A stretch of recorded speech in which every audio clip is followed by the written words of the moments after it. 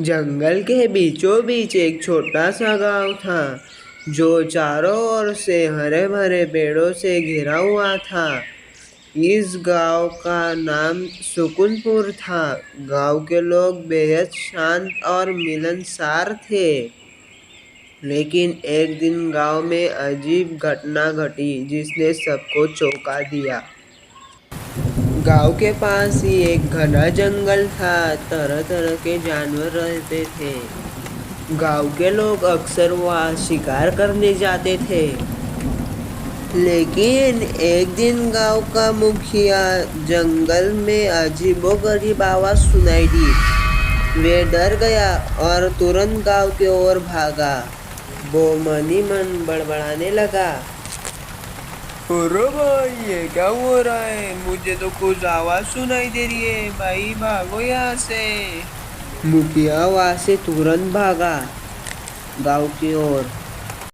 उन्होंने गांव वालों को बताया, सुनो गांव वालों, एक बहुत ही बड़ी घटना हो चुकी है हमारे गांव में। हमारे गांव में बहुत बड़ा भूकंप आने वाला है।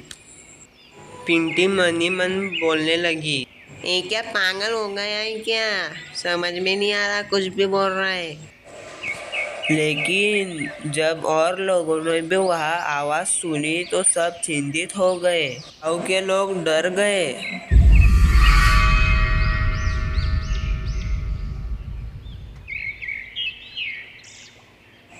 गांव में चर्चा होने लगी, जंगल में कोई रहस्यमय शक्ति है। कुछ लोगों ने इसे भूत प्रेत का नाम दिया और किसी ने जंगली जानवर बताया। अरे दादी अम्मा, जानवर होगे वो, कुछ भी मत बताओ। आजकल के नौजवान लड़के सुनते ही नहीं है हमारी बात। हमने हमारे कानों से सुनी वो चीख। ऐसे सब लोग चर्चा करने लगे और कोई तो गुस्सा भी होने लगे। मुखिया ने गांववासियों को समझाया कि हमें डरना नहीं चाहिए और इस रहस्य को पता लगाना ही चाहिए।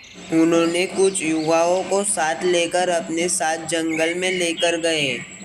किसान मन में बोलने लगा, ये तो मरवाएगा भाई।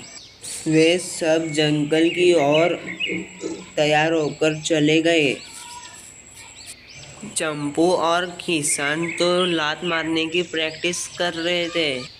जंगल में घुसते ही सबके फटके चार हो गई, क्योंकि उनको वो चीख फिर से सुनाई दी।